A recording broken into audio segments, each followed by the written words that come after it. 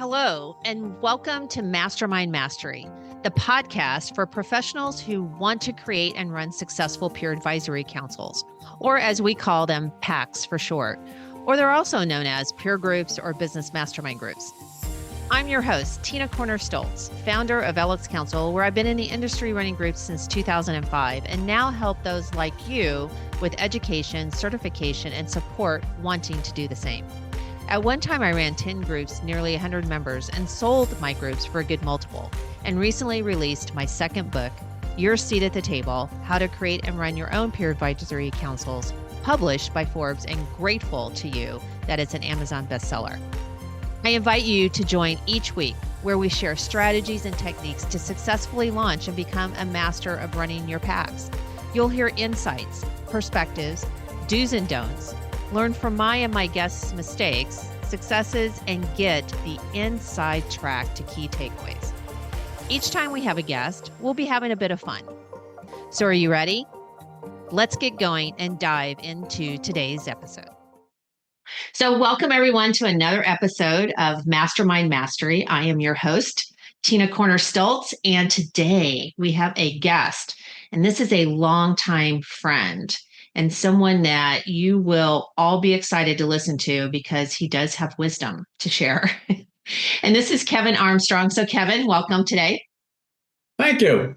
Good to see you again. Kevin, yes. And Kevin has a great background. And first of all, I will have you tell the audience, where are you located? I'm in Vancouver, British Columbia, Canada. And yes, so Canadian, you can hear a little bit of that. That's right. Yeah. And so half my work's in Seattle, Washington, and half of it's in Vancouver. So I'm kind of, semi-American, semi-Canadian, but born Canadian. Yes. And we've had so many great conversations about Canada and American politics and stuff. Oh, we sure have. So this all started because Kevin and I, when I was a TAB franchisee, we were franchisees together, shared so many experiences of being on committees, the top 12 and all of those things. And this is how I got a chance to really get to know Kevin. And Kevin, as we go, I want to put some credentials out there because you've done some amazing, amazing things. One, an author, Forbes published book, right? The Miracle Manager, which parlayed into a TEDx talk. Yeah. Right. That you just surpassed 1 million views in less than like 2 months or something crazy. Yeah, maybe it's the title. Stop sending ducks to Eagle School. You just have to Google that or search that on YouTube and it'll take it. But I always like that statement. Stop sending ducks to Eagle School. Yes, a great statement. And I'm going to say this multiple times, but for all you listeners out there, definitely look up Kevin's TED Talk because it is a great talk to share with your members and your groups. Don't you think? Thank you. Yeah. Yeah. I think it is just to really get clear on, it's clear in any organization to get clear on the meaning of words and functions, right? What's the function of a leader versus a manager? And I think we really got that screwed up in business for sure. We did. We did. Yep. And you have taken upon you as a passion to, set the record straight on the difference. Yeah. Trying to. You're making progress. So What else do you do? So you also are an EOS implementer.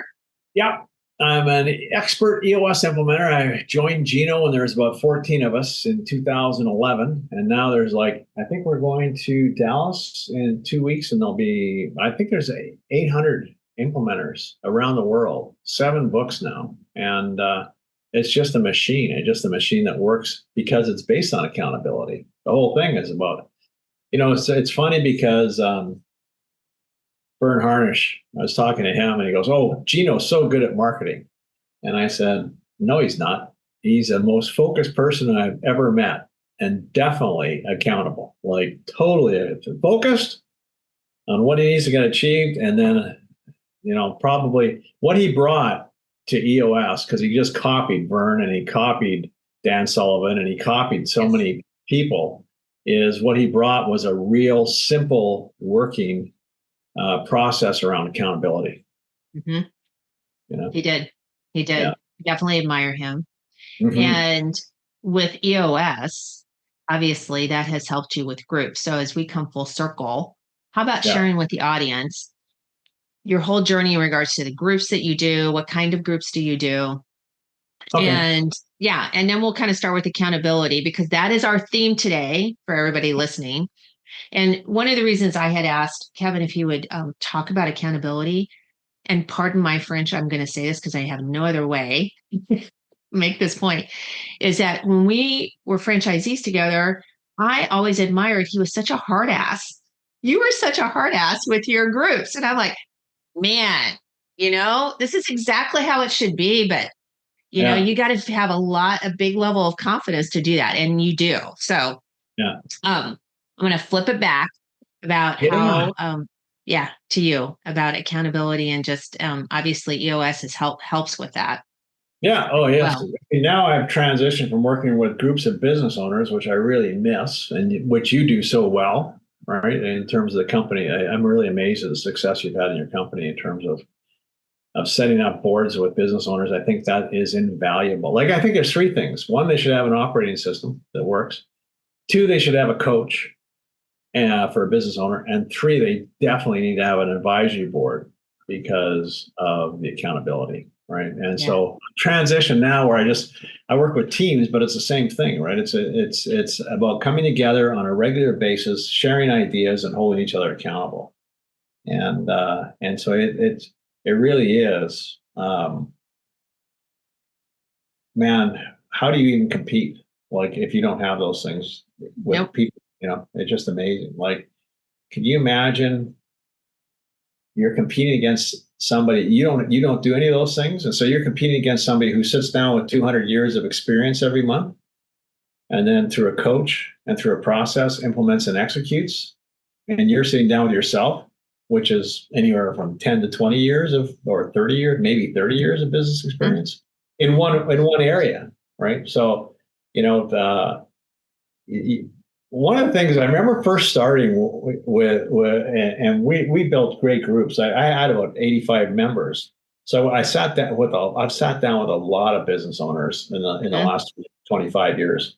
And I was so intimidated at the beginning, because you think you're sitting down with these people who have just got it together. And then you learn there's no business owner who has expertise in sales and marketing, operations, and finance, all three. Never, right? They might have real experience with sales. They might have real with operations or finance. Maybe you'll find a business owner who's strong in two, but never three. And so not only are you sitting down every month with 200 years of business experience, but 200 years of business experience with people who have strengths in those areas, especially finance, because most business owners don't understand finance. You always have one or two, three people on the board that go, you need to know your numbers, and you got to get a plan to learn your numbers. I think which makes you much more bank friendly when the banks come to talk to you and stuff, and so just huge benefits, right, from that. By far. Yeah. And so can we start with, this may seem so simple, but I the more I started thinking about it right before you and I got together to talk about it, is just what is accountability? So what does that mean? And I think, do you think it has like also the stigma that it's a negative? It's always going to have some negative outcome, like somebody's getting in trouble, getting punished, versus the benefits from accountability that you were just talking about. But maybe start with, like, what in the heck is it in essence? How would you describe what it is? To me, I phoned Gino at 7:00 in the morning a while back. I said, what do you think the difference between accountability and responsibility is?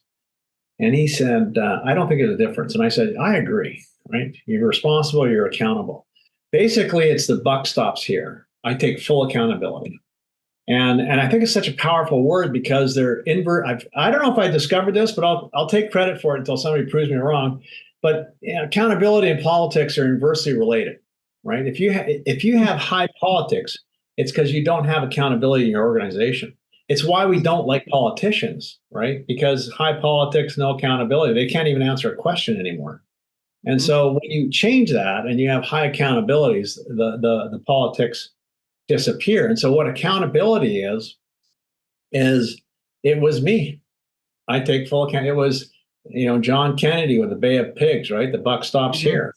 And I take full accountability. It's not going like I was on a call this morning with a group, and the guy goes, "Oh, my secretary, I'm sorry, she didn't update that." And I said, "I don't want to hear that. You didn't update that. You don't bring your support staff in here and stuff. You didn't do it. Don't blame other people, right? The buck stops. You said you were going to get it done. We don't care.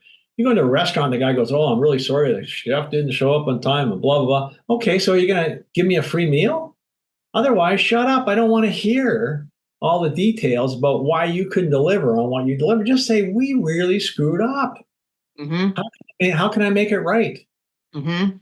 The thing that drives me nuts, absolutely nuts, is that unfortunately in our society, people who aren't accountable create controversy. Well, the minute you don't take accountability, there's controversy.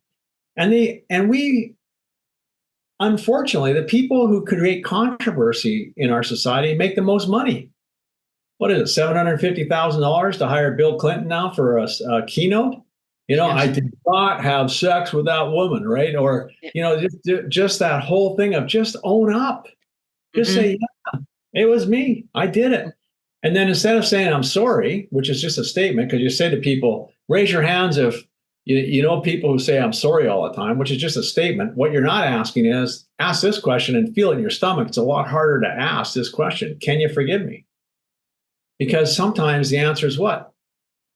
No. No. Right. Now you got some work to do in a relationship because you said Yes, I'm you do. sorry many times, right? And you haven't been accountable. Mhm. And at Usually, least you know where you stand, right? yeah. And give me an example of where you're apologizing because you haven't been accountable for your commitment, right? So, usually when you screw up, it's because right now I'm just running my mind if I can think of an exception to that, right? That you've screwed up because you haven't been accountable. So it's a very powerful word. You say you're going to do something, do it. I have people that show up late and they go, "Oh, sorry, I'm late. I'm always late." No, you just don't respect our time. They don't Exactly. respect me. You don't respect anybody. So a person shows up for a board meeting and one of your board meetings, Yeah. and they say, "I'm late." "Oh, I'm late." And go, "You're always late. It's a joke. We just know you're going to be late." But basically, just understand you have no respect for the time of people in here because we all showed up at time. What you need to say is, "I just don't consider you a priority." Because I Mhm. know that when you took your family and your kids to Hawaii in December, you didn't miss the plane. And I know why you didn't miss the plane because you showed up 3 hours early because that's what you have to do. And if you are late, they're not going to hold the plane for you. Right. So guess what?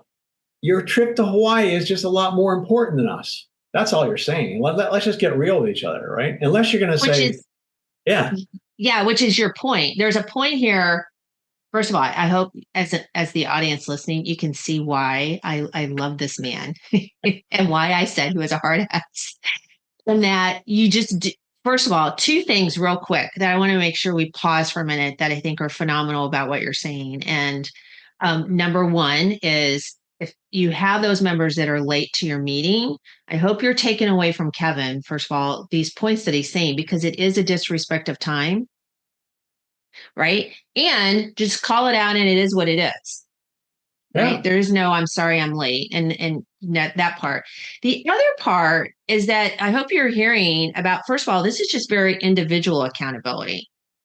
It's having self-respect, right? That I am also going to hold myself accountable because it's the right thing to do and I have integrity and et cetera, et cetera, et cetera. Right. We're not even really talking about holding each other accountable yet, except for that one yeah, instance about in a meeting. A lot of what you're already saying is self accountability, which is probably a very good characteristic to screen for when you're screening for members in your group or even whoever you want to work with, right? yeah, Because who likes to work with somebody who just never does what they say they're going to do?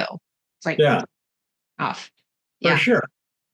And I don't think you have to screen. I think, you can set the expectation and hold people accountable and teach them about it, right? Because when you teach people what accountability is, they can learn it. If they want to be a leader, they can learn it. If they want to be a great manager, they can learn it, right? Or a great employee, they can learn accountability. And just own it. Mm-hmm. Don't do this stuff where you're coming in, you know, habitually late or stuff. And I've had people turn around, they're never late anymore. I mean, it's your integrity. right? So Mhm. I know with you, I give Tina a 10 out of 10 on integrity. If you have friends in your life, you have friends that you say, okay, let's meet at 7 o'clock on Friday night for dinner. Okay. And some of those friends, actually, you don't even book an appointment with those people, some of your friends, one-on-one, because they might not show up. So you make sure there's two or three other people in case that person, and when they don't show up, you go, oh, well, Harold's not here. And you just move on. Right. Whereas you have other people in your life, like you, if you say you're going to be there at 7 o'clock and you're not there at 7 o'clock and I haven't heard from you, I'm phoning the police and the hospitals because there's something wrong. There is something wrong. And when you say who's got integrity, who walks their talk, who says when they're going to do something, they're going to do it, right? Mhm. All that stuff is around your perceived level of integrity. Integrity is consistency between what you think, say, and do, and only measured on what you do, right? Mhm. So if you're saying I'm going to be there, or I'm going to have this done, or I'm going to have this to you by Friday at 2 o'clock, there's people in your life where you go, I don't even need to follow. I don't even need to follow up. This is going to happen. And there's other people where you jot down further our conversation, you send them an email saying, you said you'd have this by here, so you can just up the commitment level, right? Because you're not sure. Yes. So which person do you want to be? Because when you show up late all the time, you're just saying, I don't have integrity. And which person do you want to be with your clients? Yeah. Right. Yeah. And I love that part that you also talked about, that it can be learned. Um, because I think about today's society, right? Some people don't even want to have that conversation about, what happened here, you're late, you late, you could be on time. So, those examples that you said, because they're afraid of conflict, right? And they're afraid of a negative backlash Yeah. into today's world. So everybody's kind of afraid and tiptoeing around, and then they accept this crazy bad behavior, right? Right. Which is nice. So my big discovery one of my big discoveries in Yeah. 24 was the difference between nice and kind. I never even thought about that, right? Words are so paramount, and I'm so obsessed with words. But what's the difference between nice and kind? Mm. The nice thing to do is ignore it and say, "Glad you made it to the meeting." We're that's and habitually you just go, "Hey." The nice thing to do is, "Oh, glad you're here," right? And just let it go. The kind thing to say is say, "Hey, if you're in business and you're running a business, your time is worth at least $500 an hour. So with the 9 people around this table at $4,500 an hour, why don't you just bring in $10 a minute every time you're late? Just to make up, and we'll take that money and put it in a slush fund for lunch or something, right? Because so the kind thing is to do those kind of things where you go, this is unacceptable. You said this, and you're kind of constantly just going like this to all of us. Mm-hmm. Right. So instead of doing that, why don't you pay for it and see if they're open to that? Okay, our time's worth money. You're going to pay us for our time. And that's the kind thing to do, as opposed to going just ignoring it, because it only is going to get worse. Then other people see that as acceptable and they go, there's no accountability in this organization. I'm not going to focus on results. I want to have a better car because John's got a better car. I want to have a nicer hotel room. I want to fly business class because Harry gets to fly. That's the stuff you start getting concentrated on, right? It's all the politics. It's not getting stuff done in an organization unless people are accountable. So what do you do? I Yeah. want the audience to know this answer. This is why I'm asking. Yeah. What do you do when you're sitting there and you're getting ready to start a meeting and there are people that are not there yet?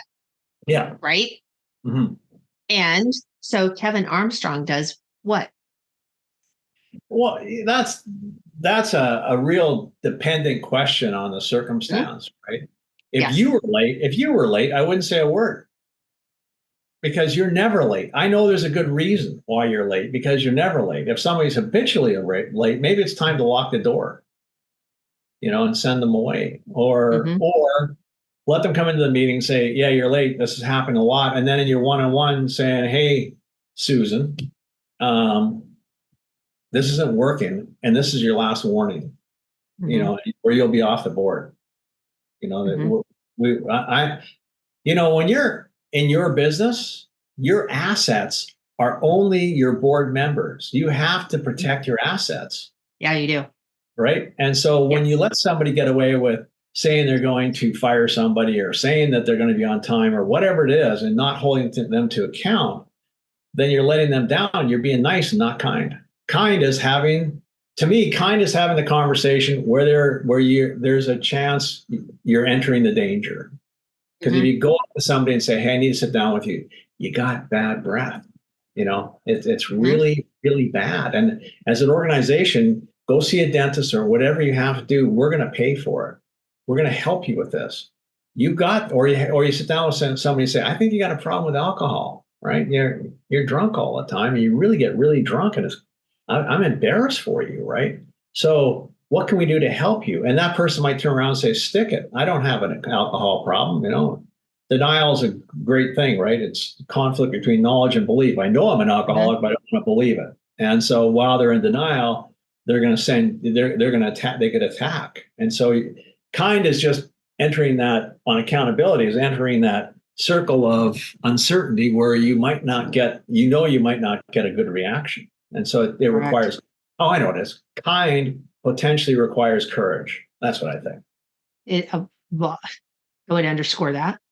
Yeah. I think you have to have the courage, because you're, a lot of people worry, right? What other people think of them. Yeah. So some people won't go down that path because they'll think, well, they're going to think negatively and I'm going to get a bad reaction, versus the mindset that I hear you're saying, which is come at it from kind being, look, I want to help you. Yeah. This is why I'm having this conversation, so that you can be better, the better version of yourself, right? And have more positive impact around everybody, which I know you want to have, those kinds of things. Yeah. Back to that, you can learn accountability. So you can probably discern quickly if somebody's willing to learn or not. Are they, yeah. Yeah, we discern that. And you do run the risk, even with people close to you have a kind conversation, and it requires the courage to have that conversation. And I've had kind conversations with people that I love very much, and they haven't talked to me since.